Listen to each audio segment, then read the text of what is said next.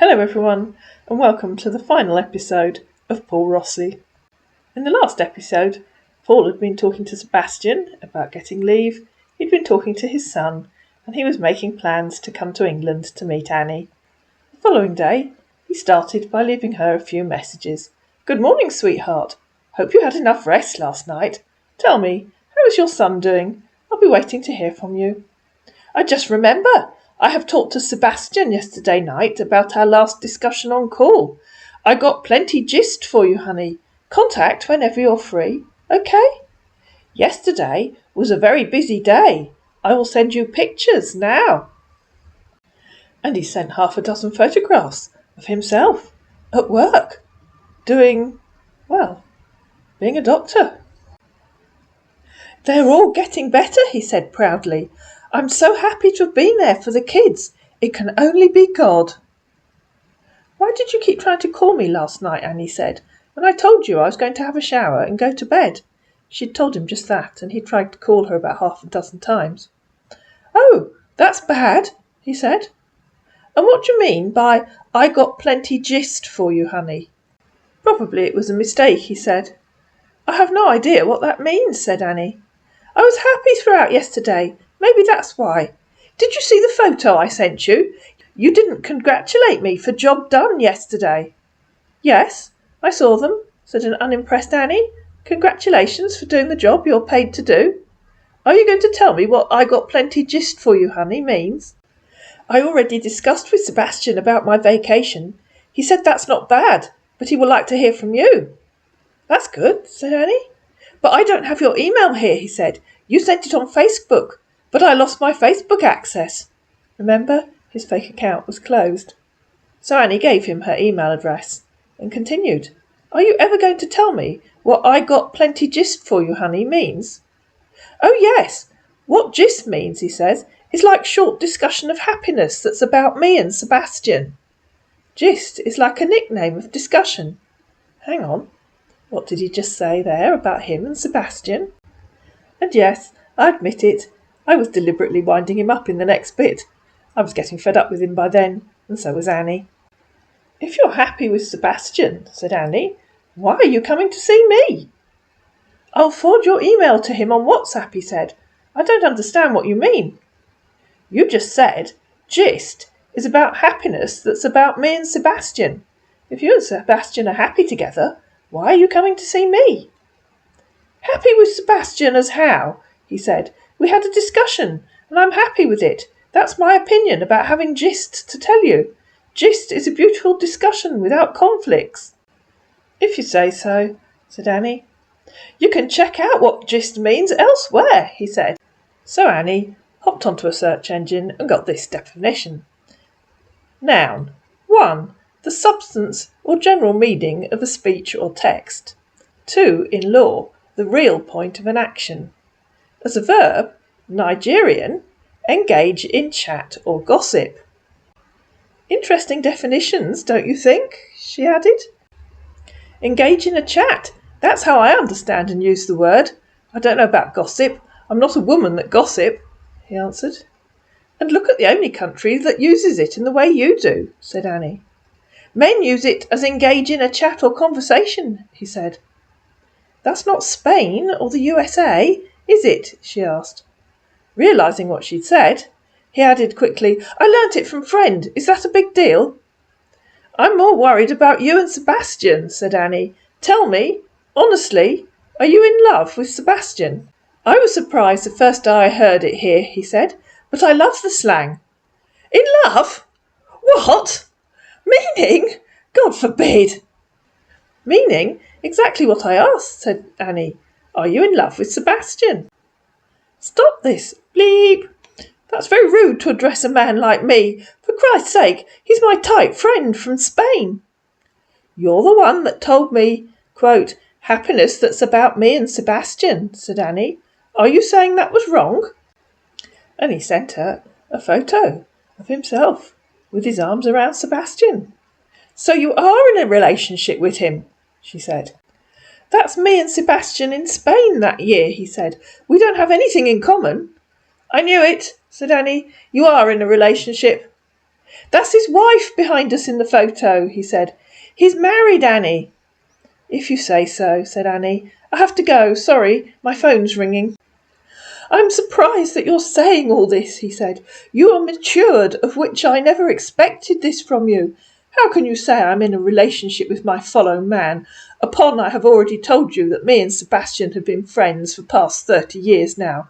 We act like brother, and he is so intelligent, of which I learn from you every day. I forgive you for this word, honey. Try ask much about me and Sebastian before saying that I am in a relationship with him. He is my mentor and my senior colleague here in Senar also. OK, said Annie.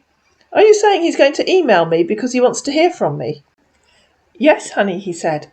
Good morning, sweetheart. Yes, I forwarded your email to him already. He's supposed to have sent a message to you. How was your night? Yesterday night I was not active, probably because of the bad internet here. Good morning, said Annie. No, I haven't heard anything from Sebastian yet. Have you checked Hannah out the invite? He asked. Because he's online now. What's your plans for today? I thought you said he was going to email me, said Annie. OK, I found him. Hello, Mrs. Annie, said Sebastian.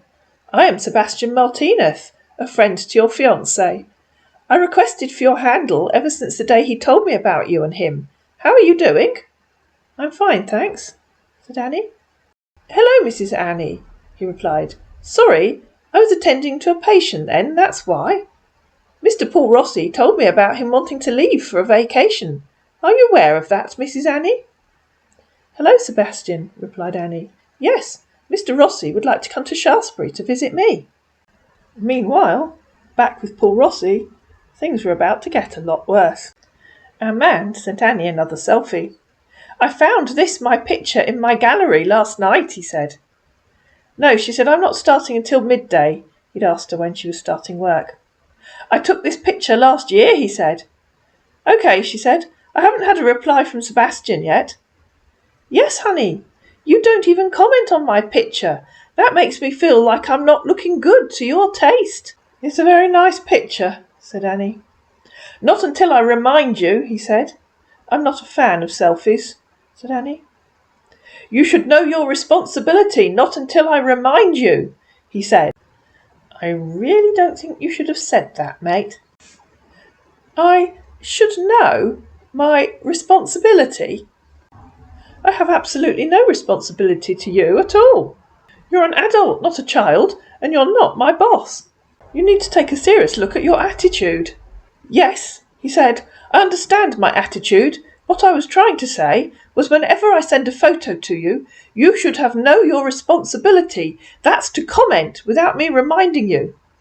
I beg your pardon, said Annie. My responsibility? I always feel like I'm not looking good to your understanding, said our lovely kind doctor from Senar. Annie's verbal tongue-lashing continued, because I was having way too much fun. I sincerely hope that as a doctor your bedside manner is considerably more charming than the way you think you can speak to me, she said. Seriously, he said, I like you, honey, and because of you I always want to make you comfortable in my heart.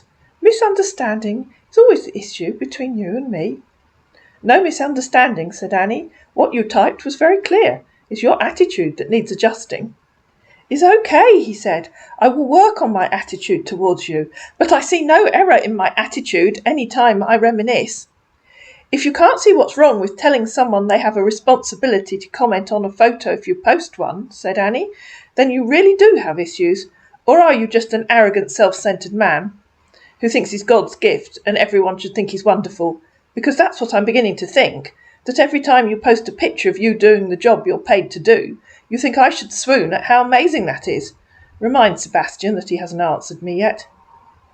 OK, I will tell him, said our man. A minute. OK, let me go to his office, which is scammer speak for just let me log into the other email account. Back with Sebastian, and our man started trying to get Annie to send him her information. Mrs. Annie, can I know you more? He asked. Your full name, state or country, and photo of you. My full name is Annie Louise Smith, she said, and I live in the UK. No, you can't have a photo of me. It's Paul that's applying for leave, not me. Mrs. Annie Louise, sorry, I've been busy since this morning, he replied later. I will personally write a mail to Senar United Nation, not for anything, but for the sake of you and Mr. Paul. Back on our man's account, and he asked, Tell me, honey, did you pray for me last night? I told you, said Annie, I don't do religion. Why did you need prayers? But can I ask? He said. Ask what? Said Annie. Are you not romantic, or just naturally rude? He asked. Mate, you bring out the best in her. I beg your pardon, said Annie. I asked you why you need prayers. Why is that rude? There might be something wrong. I guess not. Prayers, yes, he said. I said it out of romantic feelings. Probably, maybe, you thought of me last night, or probably you said good words about me last night before going to bed. You really are a horrible man, aren't you? Said Annie. You demand things from me. I deserve an answer. I have a responsibility to comment on everything you post, and now you think asking why you need prayers is rude. 2 days later, Sebastian finally came up with an answer. Good morning, Mrs. Annie, he said. Yesterday I was very tight in my office. So sorry about that. United Nation replied already, and what they wrote was Mr. Paul will have the chance to leave to anywhere, even when it's not yet time for his vacation. They made it clear that his vacation is supposed to be on December the 15th. Due to the sudden leave, he is to pay a charges of $1,500 to United Nation and also make a vow that he won't spend not less than 2 months or less. You can ponder the double negative on that one. It's done my head in, and see if you can work out what it actually means. The rest is for him to sign and forward back to UN, and everything will be done. Have a nice day, Mrs. Annie. And the same to you, Sebastian. Enjoy waiting for your $1,500. If you'd like to support me in the channel, you're welcome to buy me a cuppa. Go to www.buymeacoffee.com/romancescammers. I hope you found this video useful. If you did, please give it a thumbs up, please share it, please subscribe to my channel, and I'll see you again in another video.